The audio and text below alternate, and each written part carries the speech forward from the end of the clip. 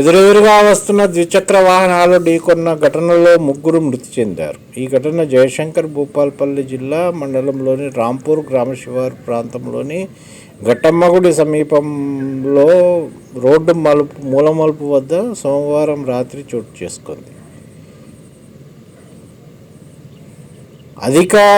అధిక సీసీ గల వాహనాలు అతివేగంగా వచ్చి ఢీకొనడంతో ప్రమాద తీవ్రత పెరిగినట్టు పోలీసులు భావిస్తున్నారు. పోలీసులు స్థానికుల వివరాల ప్రకారం భూపాలపల్లి మండలం పంబాపూర్ గ్రామానికి చెందిన నర్సింగోజు సతీష్ అనే వ్యక్తి ద్విచక్ర వాహనంపై భూపాలపల్లికి వస్తున్నాడు. అదేవిధంగా మహాముత్తారం మండలం మీనాజిపేటకు చెందిన పింగిలి రవీందర్ రెడ్డి, నరసింహారెడ్డి అనే ఇద్దరు వ్యక్తులు మరో ద్విచక్ర వాహనంపై భూపాలపల్లి నుంచి మీనాజిపేటకు వెళ్తున్న క్రమంలో రాంపూరు గ్రామ శివార్లోని మూలమలుపు వద్ద రెండు ద్విచక్ర వాహనాలు ఎదురెదురుగా అతివేగంగా ఢీకొన్నాయి.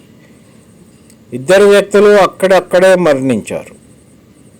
పంబాపూర్ గ్రామానికి చెందిన సతీష్ ప్రాణాపాయ స్థితిలో ఉండగా స్థానికులు వెంటనే భూపాలపల్లిలోని 100 పడకల ఆసుపత్రికి తరలిస్తుండగా మార్గమధ్యంలో మృతి చెందాడు. మృతుల్లో మీనాజిపేటకు చెందిన ఇద్దరు ఒకే కుటుంబానికి చెందిన వ్యక్తులు కావడంతో ఆ గ్రామంలో విషాద ఛాయలు అలుముకున్నాయి.